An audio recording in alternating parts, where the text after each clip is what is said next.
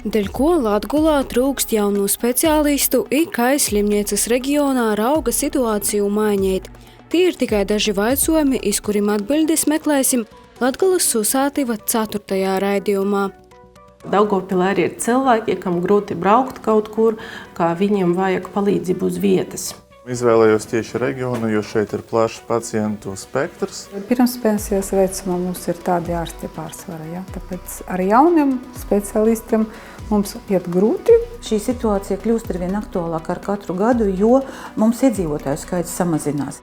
Raidījumu cikla Latgolas Susātivas 4. raidījumu skatītājs jau vidūs sestdiņ, 6. decembrī, kanālā TV24 17.